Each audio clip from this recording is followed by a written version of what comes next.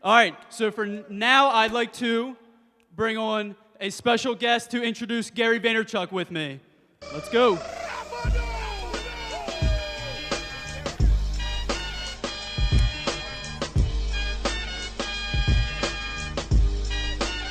Wasn't John Cena. This is Jared Dykes. Thank you, guys. All right, so for the Gary V introduction, he's looking around, he's Snapchatting over there. Gary Vaynerchuk builds businesses. He's built his family wine business from a $3 to a $60 million business in just 5 years. He now runs VaynerMedia, who is representing companies such as Toyota, GE, Pepsi, and much more. Along the way, Gary became a prolific angel investor and venture capitalist, investing in companies such as Facebook, Tumblr, and so forth. This now 4 times best-selling author is right here backstage, thanks to the hashtag AskGaryV book that all of you were awarded as soon as you walked into this event. And as I mentioned, RECN, led by us 8 young adults, set our sights on Gary. When we said we're going to bring Gary out here, many laughed. Well, guess what? We're very humble and grateful, but thanks to you guys, we have him standing backstage right now. And don't get it twisted. We are the last thing from a Fortune 500 company. Like, we had to grind. There was nights where we were just Twitter searching Gary V till I went to sleep. You did this.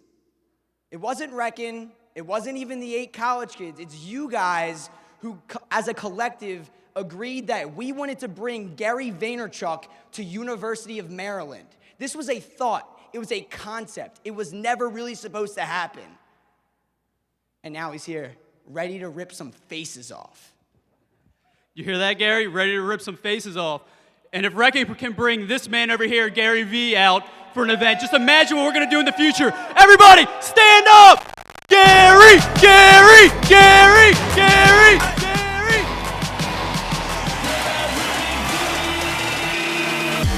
You ask questions, and I answer them. This is the Ask Gary V show. Oh! Thank you. Thank you so much. This is phenomenal. Thank you so much. Oh, I like the practitioner sweatshirt. I'm going to wear that shit tonight. Oh, there it goes. Thank you so much for having me, guys. Honestly, very truthfully, I'm so excited that we're going to be doing a bunch of Q&A. That's what I'd like to get into as soon as possible. But first, I'll give you a little bit of context on some of the thoughts that are going through my mind right now, some of the things I'm seeing in the marketplace, and then very honestly, I'm super interested in answering your questions. So, oh, nice. You used a chart. I like that. Look, I think we're living through one of the most interesting times that humans have ever been awarded. I think if you think about what's going on in the landscape of communication, regardless of what you do here, if you're a kid with a startup idea, if you've got a business in play, if you're in real estate, if you have an agency, if you sell wine, if you sell sneakers, regardless of what you do for a living, the one thing that connects every single person in this room is the fact that you need somebody's attention before you tell them how great your thing is.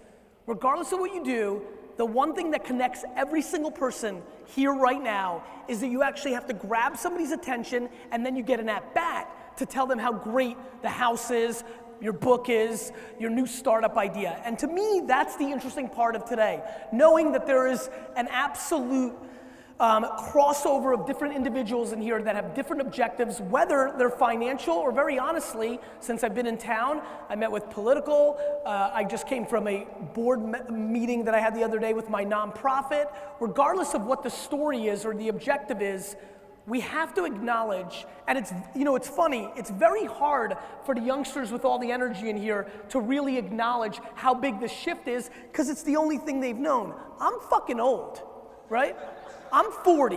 Let me explain what happens when you're 40 or older. When I was 18 years old and I saw the internet for the first time in my life in 1994, I had spent 8 hours on a computer in my life. 8 hours on a computer in my life. If you consider this a computer, which I would, because it's a hell of a lot more powerful than the computer that I had when I was in my teenage years, most of the people under 21 here have spent 8 hours on a computer in the last half day. So what's happened in the last 20 years is complete fucking insanity. And we haven't completely quantified how big of a shift is. We've also not quantified of how big the shift's gonna be. I just had a meeting 6 minutes from here in some dorm or lab, or I don't know where the fuck I was, but I was just here 6 minutes ago, and I met with a virtual reality sound company that I'm probably gonna invest in because the business is incredible. And what they do for a living is they've reverse engineered how we listen, how we hear as human beings over the last 12 years to help blind soldiers 12 years ago. But now what it's gonna be done for is by reverse engineering, they understand the context of hearing in human society. So as we all go into a virtual reality world where sound context matters, when you're like living in reality, they're gonna deploy that against all the video VR that's happening in the world. And in 20 years, when everybody in this room is not sitting actually here and watching this talk, but you're sitting in your room at your house and you're watching this talk, that's gonna blow your minds. For all the 18 and 22-year-olds in here, that's what their version of this is gonna be in 20 years. My friends, technology is moving hard. And what it means practically to everybody in this room is what I'm fascinated by. When you deploy what's going on a macro level on technology against what interests me the most, which is what's that dude's hopes and dreams? Like, what the fuck does he want to happen? Like, how much money does he want to make? How much happiness does he need? What makes him happy? What's his work-life balance? What does he want to leave as a legacy? To me, that's the fascinating thing of what's happening now. Had technology been 20 years behind, I'd be in New Jersey right now running 2 wine shops. Let's just cut to the chase. Like, we have to understand how big of a deal this whole thing is. And so for me, when I talk about the tactics of Snapchat geofilters, or how to run Facebook ads, or how to leverage Instagram micro celebrities in the long tail to achieve these things, they seem incredible to me, because I promise you one thing. For the people in this room, your grandparents and your great-grandparents, they didn't have the luxury of the world we live in. They didn't have the ability to have all these things happen because we've lived through this society. Here are the things that most fascinate me. As some of you know, I throw out this term here and there if you follow me closely. I guess it's on my website now, so if you follow me at all, you've probably caught this. I day trade attention. I am fascinated by this thesis, and very honestly, for how many people in the real estate industry? Fuck, okay. Cool, awesome. I'm in the market. Let me explain to you why I asked that question. I was trying to understand the business mindset. Here's what I'm fascinated by. By show of hands, how many people in this room now, when you watch television, watch it on your time? Meaning you watch DVR, Netflix, TiVo. You don't watch it when it airs, you watch on your times. Raise your hands. I want you to all look around. Keep them up. Now, how many people here, when given the option, fast forward every single commercial? Raise it. I want you to look around.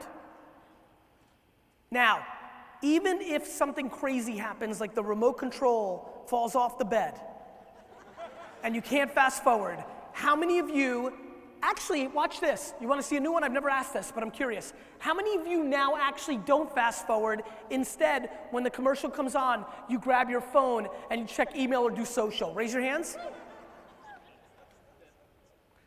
Now you have to understand, back to those Fortune 500 companies that you mentioned, the collective is spending tens of billions of dollars making videos and distributing them to try to sell you shit, and none of you are paying attention to it anymore. Television's alive and well. There's a lot of good TV. Television commercials are dead. How many people here have done email marketing in their career? Raise your hand. Cool. In 1996, I had an email newsletter that had 200,000 plus people on it that had 91% open rates. Yeah, it's not because I'm special. It's not because I'm so great. It's because in 1996, nobody was email marketing. Nobody was doing it, and spam hadn't kicked in. And how many people here are over 40? Raise your hands. You remember email back then? We read every fucking email. Remember? Shit was annoying. We thought it was like real mail. Read every email. Google AdWords. How many people here have placed Google AdWords in their career? So the day Google AdWords started, I bought the word wine on Google AdWords and owned it for 5 cents a click before Google even raised it to 10 cents minimum, and had it for 9 months before anybody bid me up. Last year alone, Google announced that AdWord clicks were down 15%. They announced it.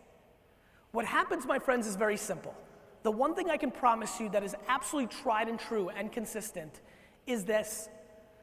Things come out, they take the attention of the end user, and then marketers like myself ruin it. We try to figure out how to sell you shit on it. And then we play cat and mouse until you eventually are able to escape it and don't even realize it's happening. The average 28-year-old doesn't even see the right side of a desktop website because they grew up in an environment where Facebook ads were on the right side, all the banner ads were on the right side, and it is literally a virtual blind spot to a 28 to 32-year-old. These 18 to 20-year-olds, they don't even consume the internet on a desktop. I, old as shit 40, now travel without my laptop because I can do all my work on my phone. We've gone from the computer being bigger than a room to some of us in this room remembering when the computer actually had a spot in your house like a fucking TV, to thinking we were cool as shit because it walked with us in laptop form, to this now replacing it and it being with us at all times. And my friends, you may not want to hear about robots.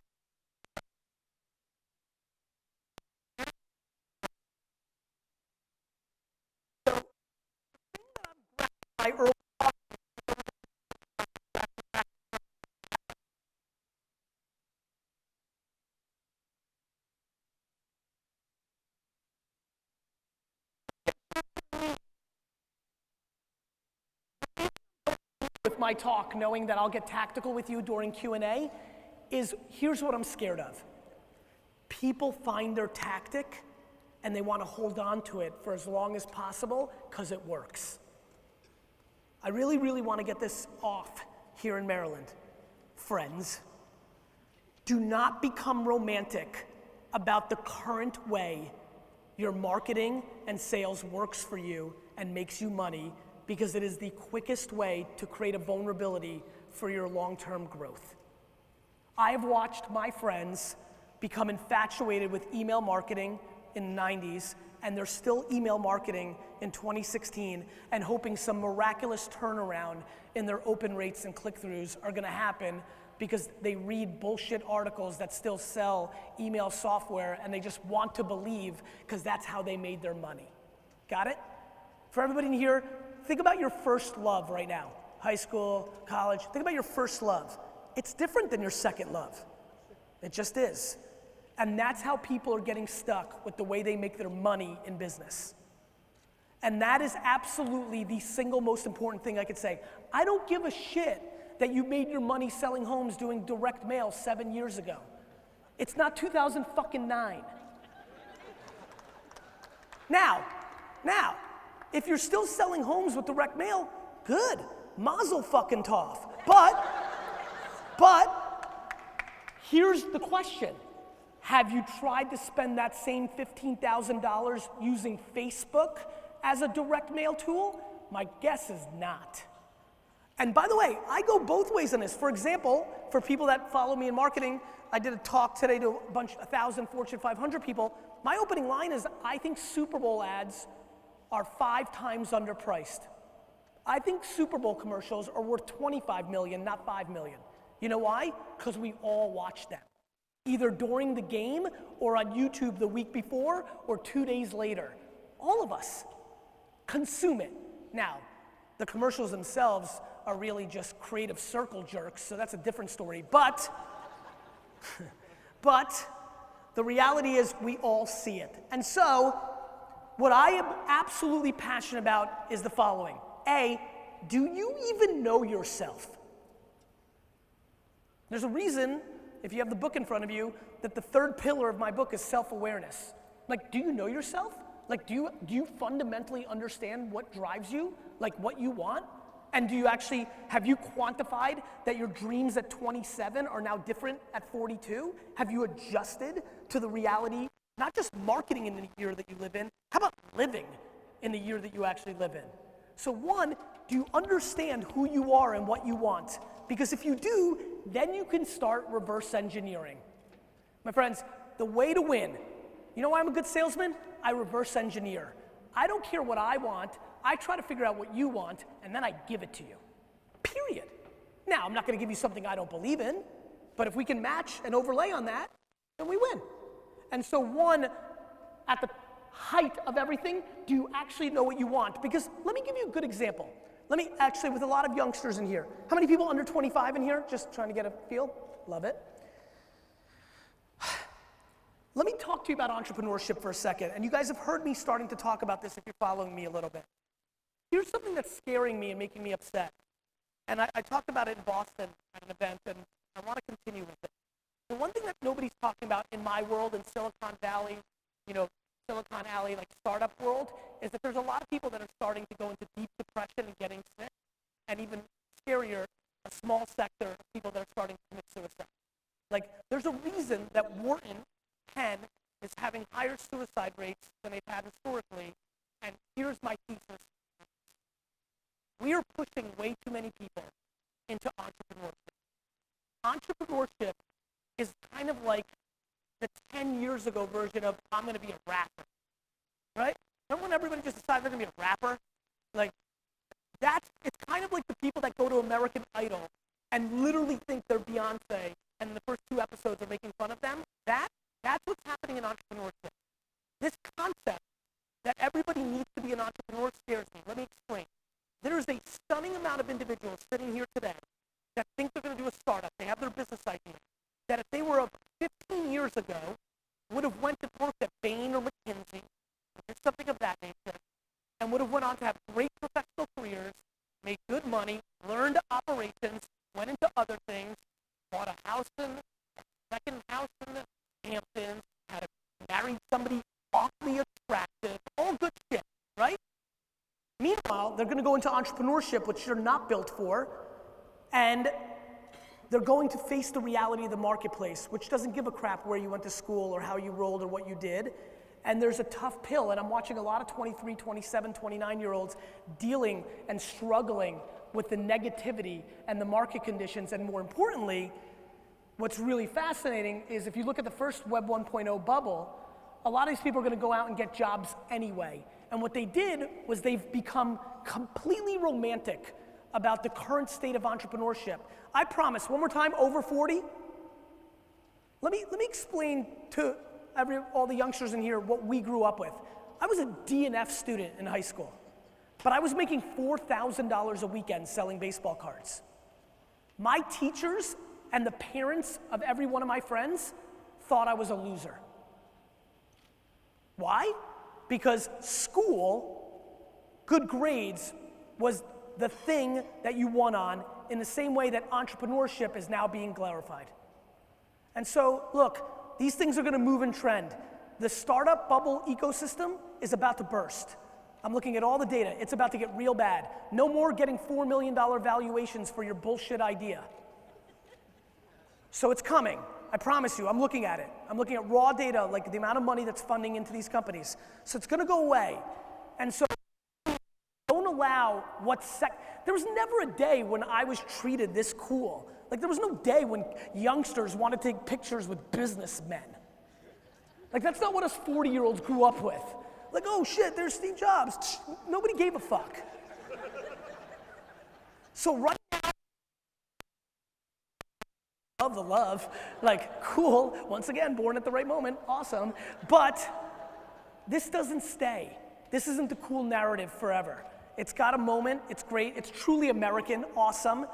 But the reason I just went on this, I don't think it's a negative rant, I actually just think it's a practical rant. The reason I just went on this practical rant is nothing, and I mean nothing, will set you up for more happiness, whether you're 50 and selling homes or whether you're about to go hit the game.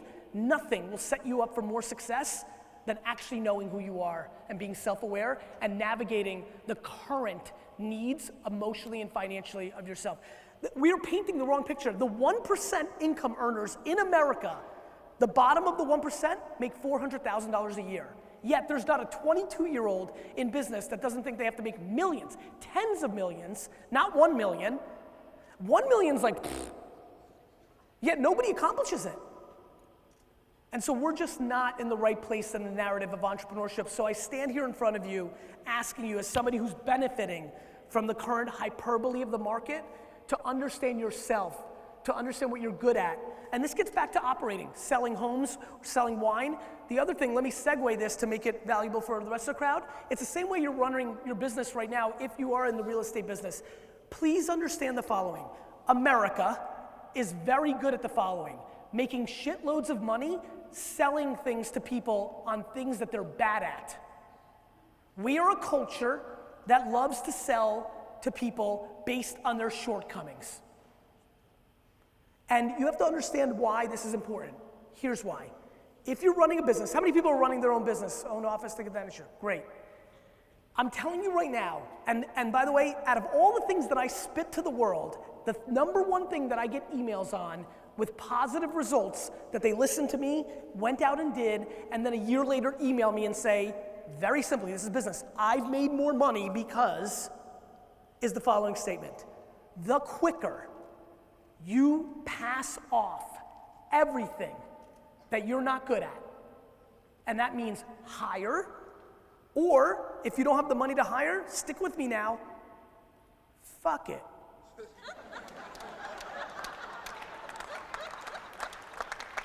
Let me give you a crazy version of fuck it. You don't have enough money to hire somebody to be your accountant or your bookkeeper. You're a one-woman show. You're not very good at math and organization. I, before the wine stuff or on my side hustles, have run many businesses where I by accident wake up and 2 years later I'm like, fuck, that dude never paid me. It's not what I'm good at. But by not worrying about getting better at Excel or fucking Intuit or whatever the fucking shit is, and just worrying about making money and selling, even, instead of making 3 million and getting all my checks, I made 7 and I missed a couple. This is important. This is important. And I appreciate the claps because I think for the people that have been practicing, it's really easy to think back at your last 20 years and just the things that don't come natural to you are far less important than you think. Unfortunately, society, your parents, the game, the system has taught you to spend all your energy on that. If you were able to take a step back and audit yourself and deploy self-awareness, and here's the key, something that you wish you were good at, because boy, that one hurts. People love to think they're a great salesman. People love to think they're a great operator. My complete level of equal ego and equal humility have been the North Star of my success, and when I look at the other people that have been successful, they have pushed very hard in those two directions. Pride is a motherfucker when it takes money out of your pocket. Fuck pride. Got it? Good. What else?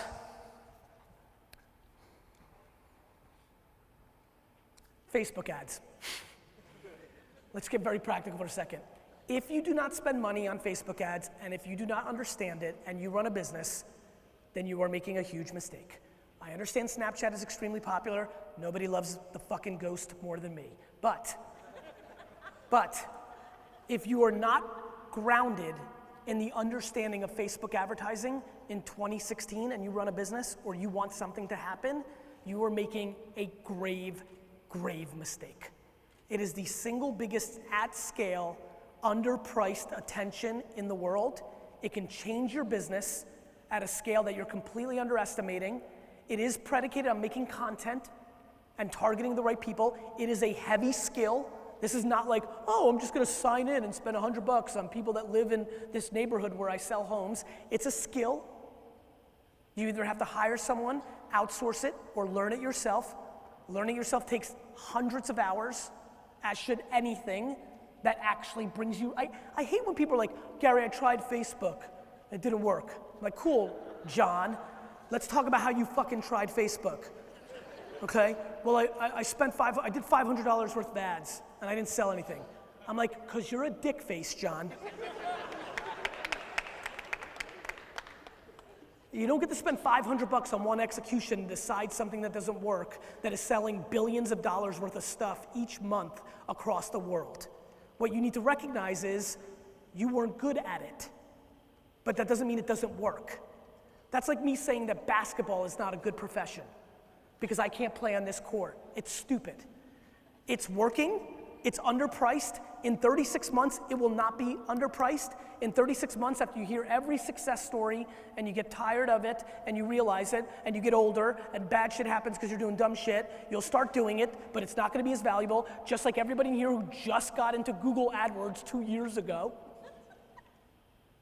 You like that one? Thank you. And so please, again, self-awareness is number 1 through 30 on the things that I'd like you to leave with. Like real humility, really figuring out who you are, it will win. But from a tactical level, from a practical level, I implore you to start paying attention to Facebook. It basically can make any single transaction wanted or needed here actually happen. The harder it is, selling $1 million home, it just takes more work. You have to make better creative, you have to segment better, you have to target better, you have to be better. But let me give you a good example. You can target everybody who's got high net worth in the general area with an invitation to do a wine party at a local restaurant and then create human engagement with that high net worth predicated on using technology as the gateway drug to get into human engagement. I use technology as a gateway drug. I come in vetted. I have context with them already. I'm already here. Like, I use technology as the gateway drug to actual human connection. I absolutely believe in look, I had a friend who bought a $2.7 million apartment off an Instagram post.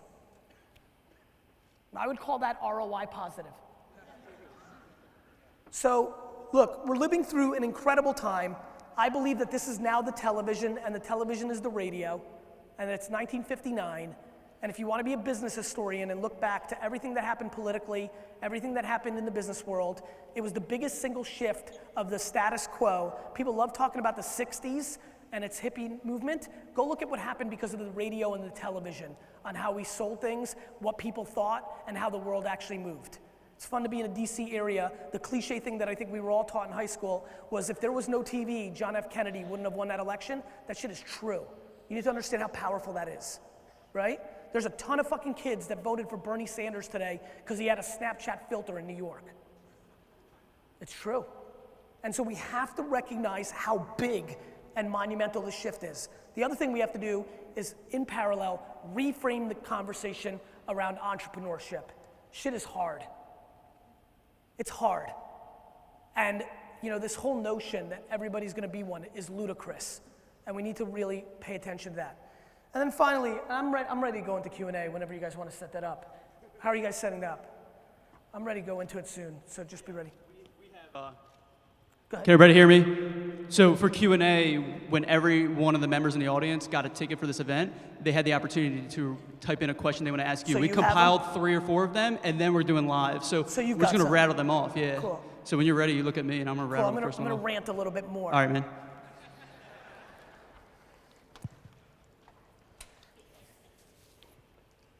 How many people, if any, I don't think so based on what I heard, but how many people in the B2B business?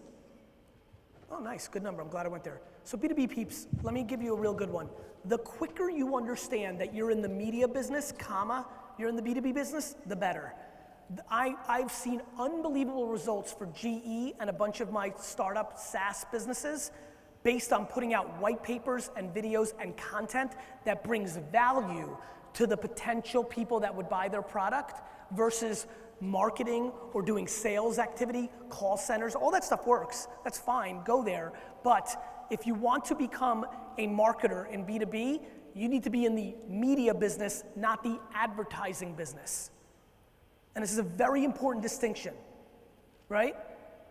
Think of it almost as the Ask Gary V show, right? That's me being in the media business. It's a gateway potentially to VaynerMedia business and other activities, but its sole purpose is to bring value to everybody here. Like with zero expectation that you're gonna convert to a book or a Vayner client. Its sole purpose, its ethos, its DNA is how much good business content, right? And entrepreneur content can I put out as a media company versus, hey, here's VaynerMedia, you should work with us because. Got it? Very important trend. I highly recommend looking at SlideShare and posting that on LinkedIn, using LinkedIn advertising against data sets of potential clients. Because they own SlideShare, there's an extra boost. I think it's very, very smart execution, and I would highly recommend it. All right, I'm ready for Q&A. I'm missing it. Thank you guys, by the way, for listening. All right, it's about to get live. So as I mentioned, we have some of the questions from you guys that we put together that some of the headquarters members are going to rattle off for Gary. We want to make sure that these questions get answered. First one is actually one that I want to ask you, Gary. So wait, you literally made the first question your fucking question? Yes. I was one who hustled to get you here respect. with this team. Respect. All right, ready? Go ahead, yes. All right, so I'm young and entering the commercial real estate industry. Okay. And I want to know how I can leverage my age and social media to acquire, and this is an investment, so not sales, so acquire this land, still sales, but acquire this land and these development projects. Because they're typically owned by the older demographic. Let's reverse engineer. I want to make sure I'm understanding this. Are you looking to find LPs to give you money to then buy land on spec? I'm going to find the land. I want to find land. I want to be the person who, when they think of selling their estate land and development projects, they think of me. So there's a couple things. First and foremost, I think there's a naivete of youngsters that they're going to use this magic pill of like social media to have this incredible advantage to the marketplace. One of the things that I would do if I was 20, if I were you, if you were my brother, if you were AJ, and this is what you want to do for a living, the first thing I would tell you is to go work for the person you want to be exactly like for 2 years for free or as much as they want to pay you. I think one of the best things ever is understanding when you're 22 that you have a huge advantage over most people. You have the number one asset, time. Time's even better than money. I'm not joking. Time's the fucking game. And when you realize that you could go, like I would hustle, in the same way you hustled to get me here, that tenacity, I would map the 20 chicks and dudes that do exactly what you want to do, that are at the height of the game. Got it? And then I would hustle my ass off on producing content to get their attention and to get them to hire you and get them to hire you as close to you as possible. Right? And so to me, I would deploy the patience of 24, 36 months, map the behavior, and then reassess after 2 or 3 years, have you learned what you need from that person, or do you need more time? Because nothing you can do will be better than sucking out context from somebody who's winning the game that you want to play. In addition. Yep. In addition to. Go ahead. Yeah, it's not working. It's working. It's working? Yeah. All right, so in addition to the time being away, how should I leverage my brand or social media in this journey? Or should I at all? Zero. No. Leverage it to hook up. Don't. My girlfriend's like, nah. Great, send her a fucking nice little snap right now. So for me, what's way more important, you could do it. Listen, you could build your personal brand, but I think you're a big boy. Like, there's not a lot of people out there that are so pumped just because you're good at fucking Snapchat to give you millions of dollars to buy fucking land. Maybe. God bless. I don't begrudge. Do your thing. Stick it to my face. I can't wait to hear it. But a far smarter strategy from one man's point of view is to go work as close as you can. I would go and try to be the social media person for one of the top 5 developers in the game, so you can be super close to her and steal her shit and then go do it. When people come on my team, I always tell D-Rock, India, all the inner circle, I'm like, You here to steal the shit? I'll give it to you for free. Take it. Fucking go do you. I will never begrudge an entrepreneur. This is a value exchange. You give me good work, I'll give you all my IP. The thing I know is shit takes talent. Shit takes eating shit. Like, it's hard. Like, and so I would tell you, you're far better off going to Ronnie Thompson, who's 81 and did it for 60 years and is still at the top of his game, and be his social media guy and learn it, because what you will see and taste in a year is 10 years worth of fucking experience. Thank you. I appreciate it, Gary. Thank you, guys. That was good advice. That was good. All right, we have the next question. Oh, nice. This is from one of our other By the way, headquarters. before you go, I gotta tell you, I'm fucking obsessed with your hair. When I got here, I'm like, this dude's hair is fucking legit. I would brand the shit out of this hair.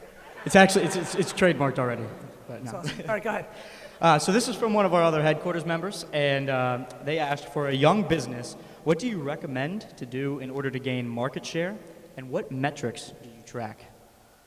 I mean, that's, did somebody here that asked that question? Mm-hmm. Is So it you? I guess besides I the just social need media- more, like, the truth is, if you listen to that question, it's so vanilla, right? Like, I would need more context to give good advice. I can give a vanilla with a little bit of sprinkles answer, which is the only metrics, that I care about is, are you driving business results? Is the person here? Yes, Is but it they don't want to ask the question. No worries. So look, I think when you're a young business, you have to decide how you're rolling, right? So to me, young businesses need to decide how much cash do they have on hand to be more patient or less patient. So for example, if you're a young business and you only have 6 months worth of cash to build your business because that's what you saved up and you're deciding not to raise money and you're going to do it, the only metric you should care about is more money coming in. It's not gonna matter how many likes you got on your Instagram photo. It's not gonna matter how many customers you collected for your database. Your oxygen is cash. And so I think, gaining market share or what metrics is predicated on, is your product valuable to who you're trying to serve? And how do you make them aware at the lowest possible cost of your product? Okay, sounds good, thank you. You got it. Asa, dude, how you doing, man?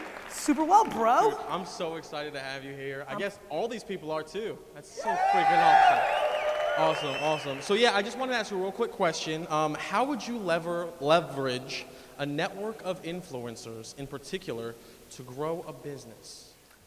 So look, I think influencer marketing is the single most interesting thing, one of the 3 or 4 most interesting things that are going on right now. I believe the long tail of Instagram influencers is fascinating. Fascinating. For example, real estate agents, one more time, raise your hands.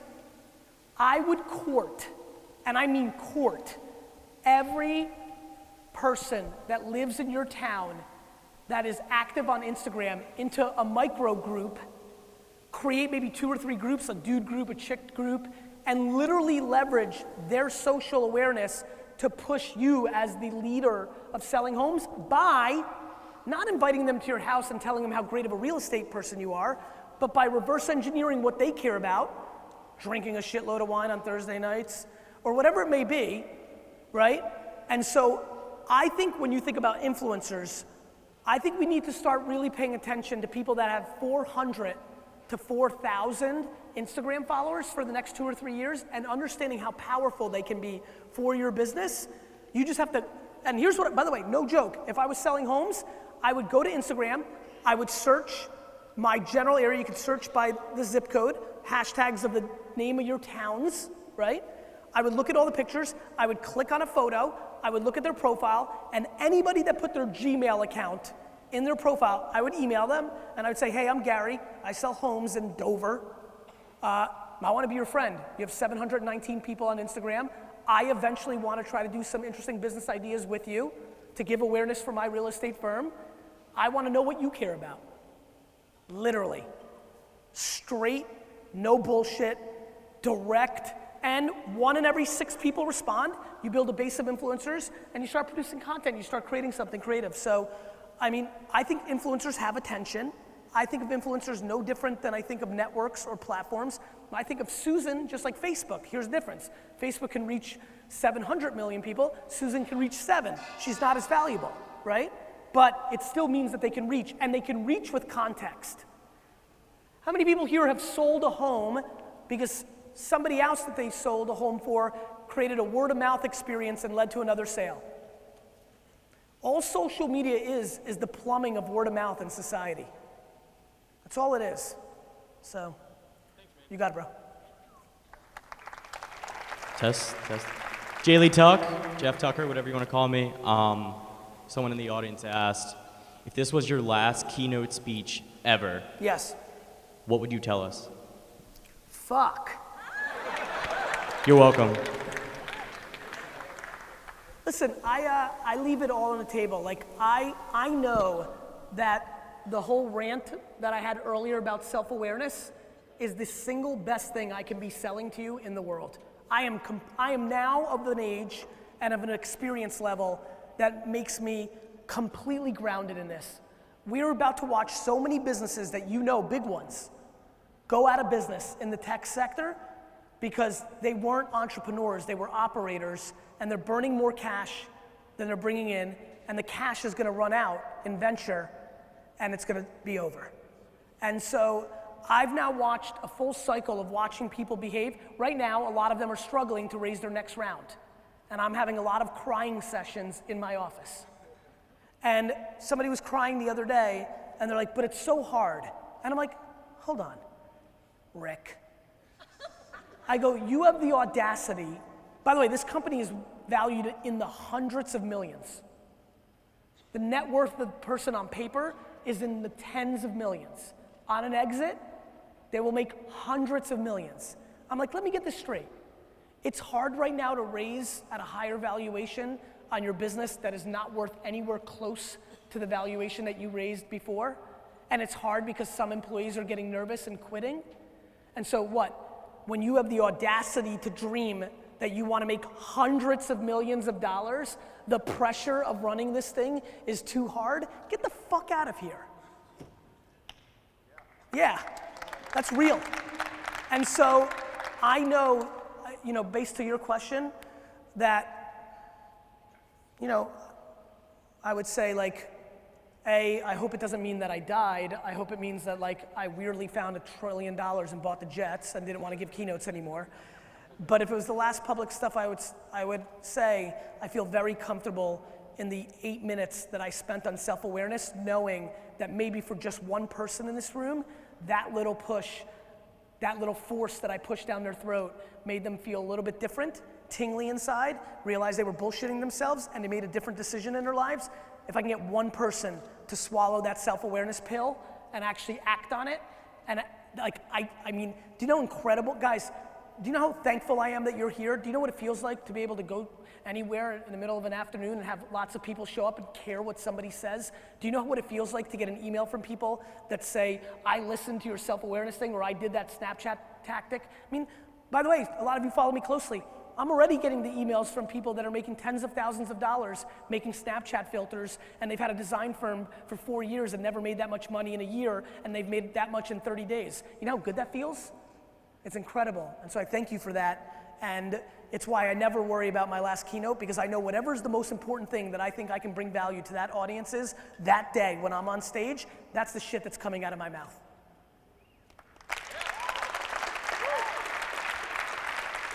Incredible. Mike. Incredible. All right, so now it's your guys' time. We're going to open up some live Q&A. So here it is. You stand up, you put your hands up in the air, and our mic runners will find you if you're the lucky winner. All right, we got one already going, ready. We probably have another. Go ahead. Oh, some people don't want it. Sonia? Some people don't want it. You're getting lazy. Stand up, There we baby. go. Get up. All right. Hey Gary, my name is Brandon. Hey, my Brandon. question for you is twofold. The first one is, as of last week, I applied for 2 positions at VaynerMedia New York City. So if you Appreciate could it. give consideration to those, I think it'd be a great member of the team. Appreciate it. You got it? The second part is, we were just kind of talking about social media and word of mouth. Yes. Where do you see the network marketing industry going over the next 5 years? You mean MLM? Yeah.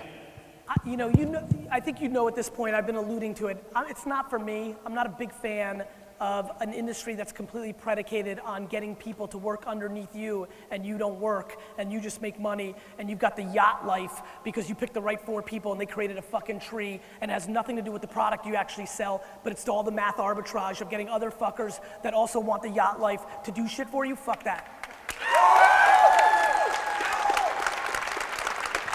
So I'm now, and I appreciate that, but let me say this, and this is important, but I do not think that I get to judge anybody's way of making money. I just argue to them, you may want to judge yourself, and more importantly, your kids might judge you. So I don't begrudge any way. There's a lot. I'm a big fan of drug dealers. If that's what they have to do, and I'm being serious. Do I believe in it? No. Do I believe in MLM? I don't.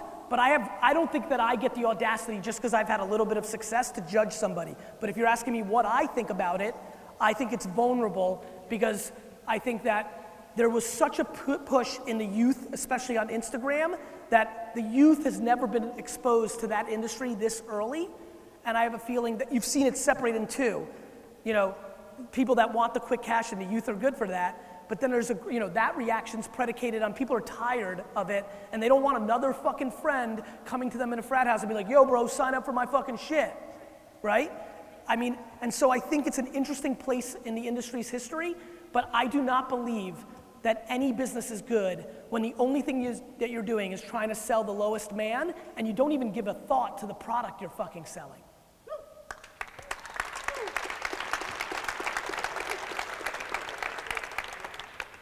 Hi, Gary. My name's RJ. And, Hey, RJ. Hi, how are you? Great, bro. 4 years ago, my friends and I started a nonprofit called Shoot Out for Soldiers. And to date, we've raised over almost $1 million for 4 different charities that support wounded veterans. Let's clap that up. Thank you. I love it. It engulfs all of my time, Yes. my passion, and I really love the cause. And I really want to do it after college, even though I'm just a journalism major. No worries. The word nonprofit scares me a little bit, but it freaks the hell out of my parents. Have you ever wanted to do something that you knew there was little to no money in, and can you offer myself any advice? Yes. No, I've never wanted to do that. But you can let him keep the mic for a second. But it's really interesting timing that you asked this. I'm on the board of a nonprofit called Pencils of Promise. And POP was started by an unbelievable young man named Adam Braun. Adam Braun's brother happens to be Scooter Braun, the guy who discovered Justin Bieber. Here are 2 brothers, and they went in very, very different directions. Now imagine your bro, who's a year younger or older, in this scenario, not only didn't go nonprofit, but went and fucking found the Biebs, right? And made tens of millions of dollars. He's run POP for about a decade, and now he just got married a couple years ago, and not making any money has gotten to a place in his life where he's already done more good for the world than 99% of people, and he's just left, and he's now our chairman emeritus, but he's no longer involved, and he's going and trying to build what he now needs financially. I'll tell you this, we've never lived through a generation where young people are willing to go that path. The cliche path is the way I always thought about the way I was gonna give back, right? Build a huge empire, buy the jets, and then start giving back, right? I got affected 5 to 7 years ago by Scott Harrison, who's the founder of Charity Water, also a very progressive nonprofit. And he said, Gary, you can give along the way. You don't have to build it all up and give it away. And I've done that. And it's been very rewarding to me. But as a lot of you know, I don't talk a lot about my nonprofit work. I think, there's a lot of things I keep private. My kids, funny, I keep all my good shit private. I just do. It's just how I roll. But I don't think anybody can tell you how to live your life. You just need to make sure that you mean it.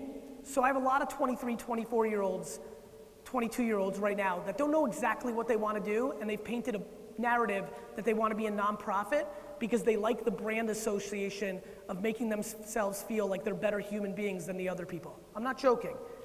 You need to make sure, is that what you're doing, or do you actually want to do it? If you actually want to do it, you go head first.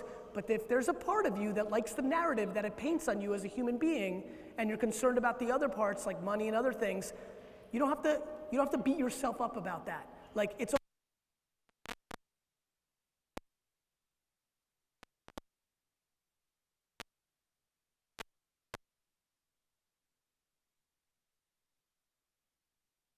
much, Gary. Yeah. Brother. Keep going. You guys hear me? Yeah. So what was going through your mindset when you were launching Library TV and there was no one watching the first 1, 2, 3, 4, 5 episodes? Fuck, man, it was 180 before anybody watched. What was going through my mind is, shit, I can't wait to call my mom and see what she thought since nobody else is watching. What was going through my mind was, oh my God, this YouTube thing, it's gonna be my next email and e-commerce and Google AdWords thing. I'm gonna be right about this YouTube thing. It's gonna be really big. And then people are gonna realize I have a gift. I'm a really good marketer, and I'm gonna eat shit and lose sales and keep betting on this because one day I'm gonna go to the University of Maryland and some kid's gonna ask me what I was thinking about it. And I'm not joking. What has been good for me so far, and I could take, if I let all the good things make me lose my course and start believing in my own bullshit, but so far I'm still grounded enough to know when I believe in something, I go all in, and I go all in, and I never, and I mean I never waver. Like, I always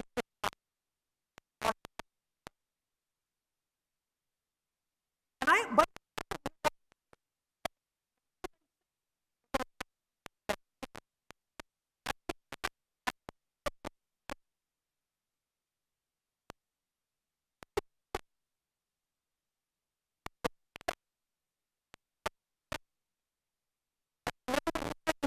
watch this, kids. How many people here that are of my age group remember thinking they would never put a credit card into a computer?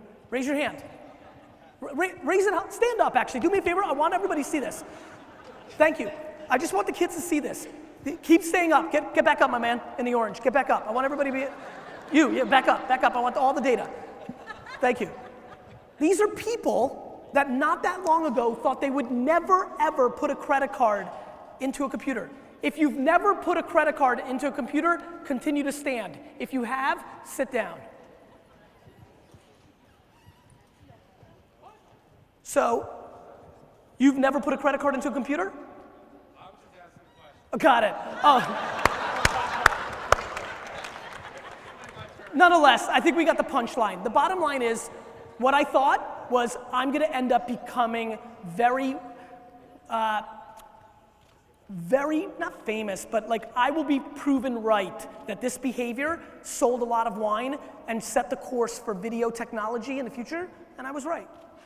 And so, honestly, even more interesting, I just posted something on Instagram, like get used to loving losses or learn how to love losing. I prefer, I'm anti-establishment in my core. I love innovating because I love when everybody says that I'm wrong and I know that I'm right, and then getting proven right is the best. Like, go watch the video of me on CNN the day that Facebook bought Instagram for $1 billion, and Piers Morgan asks me, Gary, $1 billion? And I say, they stole it. Let me just tell you what happened on fucking Twitter that day. When I got out of the studio, thousands of people said that I was an idiot. You know why? Instagram was 500 days old. Nobody even knew what Instagram was. And it sold for $1 billion. 3 years ago when Billy was still a Billy. So I'm very confident in myself. You know, if you believe, like stay the course. And if you're wrong, good. They were right and you deserve to fucking lose. And if you're right, good. You get to win and say, fuck you. That's just the truth. It's market.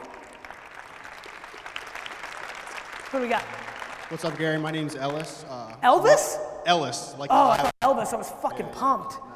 Oh, sorry, man. My business partner and I have a college social media app, and neither of us are tech savvy. You said to outsource when you don't have any knowledge. Where would never outsource the thing you actually do for a living. You and your partner are in the technology business, and you don't have a technologist. Yeah, so I'm asking, where would you go to find someone to get that knowledge? It's super easy to get a third co-founder that's a techie. I just fucking walked by some fucking tech lab 5 seconds ago. Yeah. I'm being dead fucking serious. I would just go hang out around the tech lab and be like, yo, you code, bro? Cool. Like, I mean, on a very serious note, that's a very non-entrepreneurial question. I don't want to blow up your spot. I love you. I love you for being here. I want to give you a hug because I really don't. I wish this was a generic question, but I mean, bro, how to go find a developer? It's easy. No, we have a developer. I'm asking if you have any advice on the best place, where the best place that you would go if you were looking for something. Meaning you're not happy with your developer, you want to get a better one? Got exactly. it. So look, man, I would go to Silicon Valley. I would go to meetup.com. I would Google it. I would network. I would like be feverish about it, right? Like the thought of like, oh, it's hard to find a developer is just not true. No, I'm not saying it's hard, but we want to find someone that's more invested in it than just a paycheck. And we're having difficulty finding that person. Respect. So I think you're just gonna have to try harder because I know there's a huge tech scene in Philly, for example, that has a fuckload of developers at something called Indie Hall, where you should just drive up there and hang out. Like, very honestly, even though you've given me more context and it's not as bad as I thought a minute ago, it's still bad enough. You can find them. There's millions of motivated business developers in the world. Thank you. Like, for example, let me give you another tactic because I want to give you some help.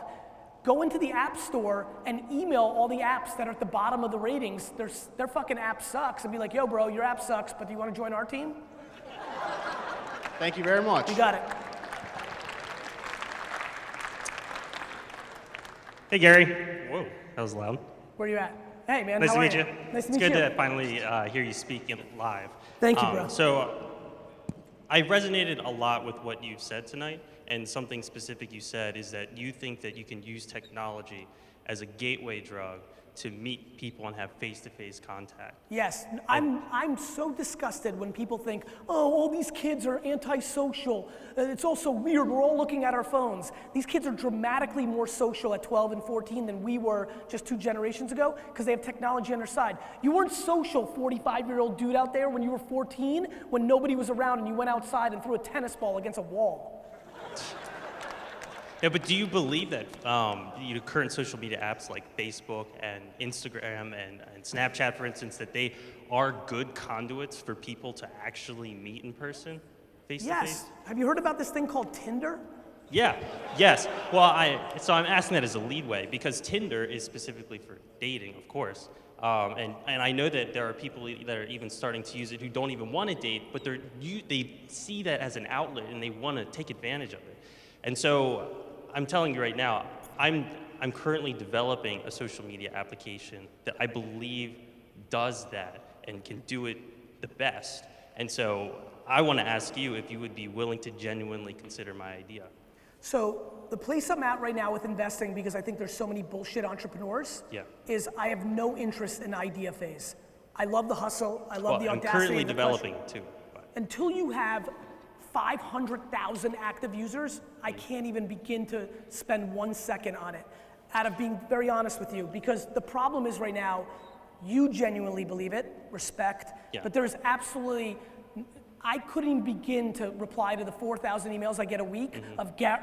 Do you know how many people email me every week with the following title? Gary, read this email. It's gonna help you buy the jets. And then the first line is, yo, bro, I'm genuinely making the Uber for fucking salad bars, or whatever, you know. So here's where I'm at as an investor. I'm at a place where I need to see traction to even begin. For an app that's pre-launch, I become so visceral to this. It's not something that's interesting to me anymore. Maybe I asked it from the wrong perspective. What I care more about. Let me answer it from the right perspective. Do you have 500,000 active users? Not yet. Good. Come when you have it. Well, okay. I mean, that's. I wasn't asking for your money specifically. No, what more I want to know is if you Dude, I'll give you 20. Ready for this? I'll give you 25K. I just don't have 2.5 minutes. Fair enough. Yeah. Thanks.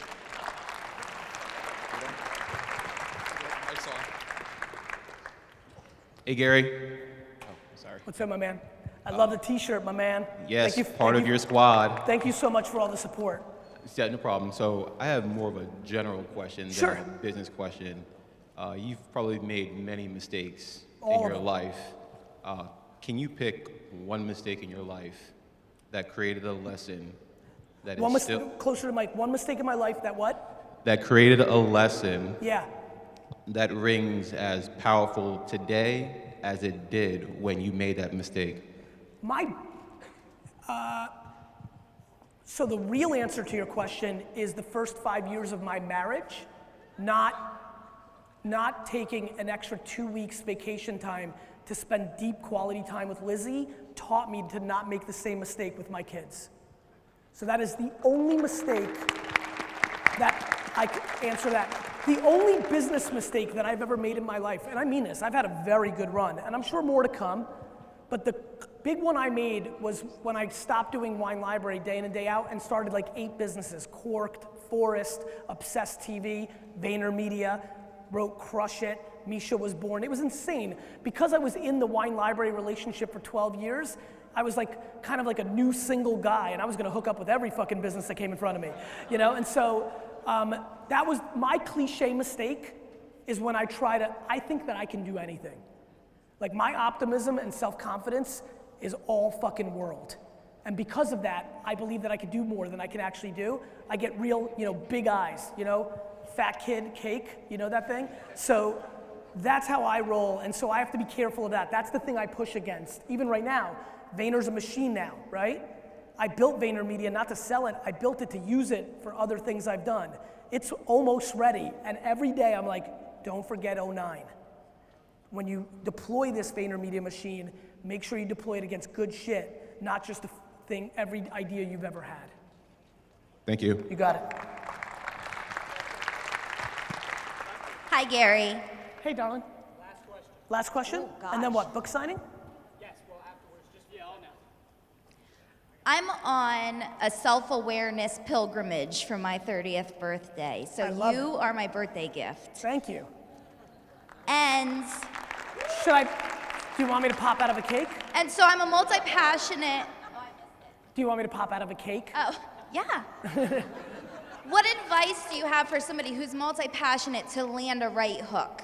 I'm blogging and podcasting mostly about seeing opportunity to side hustle. We paid off all of our debt. We're completely debt-free. I feel like I have a lot of cool stories to tell, but I'm not sure anyone gives a shit. What do you want to happen? So let's say a lot of people give a shit. Mm-hmm. Then what? I think I would podcast from my couch, and people would pay me big bucks to come do it in person. So you want to publicly speak? Yes. So you want to build your personal brand? Yes. Around what pillar? So why should people come and see you speak? That's a great question. Because remember, one of the things that I've told a lot of you in the business world was I built a very big business and then invested in the 3 biggest companies in the world before I ever had the audacity to say, I can talk about business. I was 34 before I put out my first video about business and already built a $65 million business, invested in Facebook and Twitter and Tumblr, and did a lot of other things really well before I felt that I had the audacity to be so humbled that people would come and want to see me speak. So I think I hear why you want to do it. Mm-hmm. It's fucking awesome, right? But everybody wants to do that. That's true. Yes. So I think you've gotta, now look, I want to talk in the business world, so I thought it would be a good idea to actually build a business to be able to talk in the business world. You could talk in the entertainment world. Like, you don't have to have accomplishments, you just can't sell accomplishment advice. Right. You could be escapism, right? Like Howard Stern doesn't sell advice, he just lets you escape from your shitty life. Learning out loud a possibility to be a form of like storytelling? I'm a huge fan of what you just said. I'm gonna say for everybody, I'm a big believer that if you actually document your truth within a genre, you will win. So a lot of 22-year-olds are coming out and they're like fucking life coaches and business coaches instead of the journey of learning business where they could be much more successful because it's a truth instead of a horse shit. So your journey of learning stuff, your journey of trying to become a public speaker is actually far more interesting than you making pretend it's true from day one. Got it? There was a post I put out that I know a lot of you follow me on Instagram where I said, you can only sell the truth, right? I know some of you saw that. If you read the comments, it's fascinating because everybody took the cynical point of view and the micro point of view, not the macro point of view. They said, that's not true. A lot of people sell bullshit. Yes, but if you want to feel good, if you want it to live forever, if you really want to have it work, you can only sell the truth. Thank you.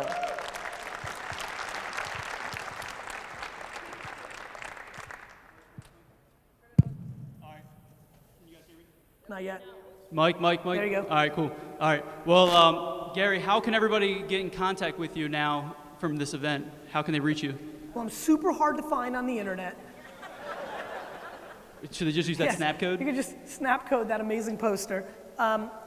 Listen, I think Gary at Vaynermedia.com is the most direct way to get to me. It sometimes takes 3 months. I emailed back somebody yesterday from 2008. Guy lost his fucking mind. It was amazing. That was just because it got lost. But in general, it could be a couple months. I mean, Twitter's. I think you guys all know how to hack me. By the way, all of you hitting me up on Snapchat and I'm letting you down, Snapchat's broken. I'm getting so many messages on Snapchat, after it hits a certain threshold, they don't get retrievable. And so I'm trying the best I can, I'm just losing them because I'm getting more in a 3-minute period than the snaps hold, and so I just can't get to them, so I apologize. That's why that's happening. I think Twitter, as you guys know, is probably the easiest way to get me because it's the place where I'm the quickest and I consume. My Facebook wall is a nice place where I like to look, so you can get me. All right, everybody. If we could stand up and give Gary a standing ovation. Thank you. Thank you, Gary. Thank you. Thank you.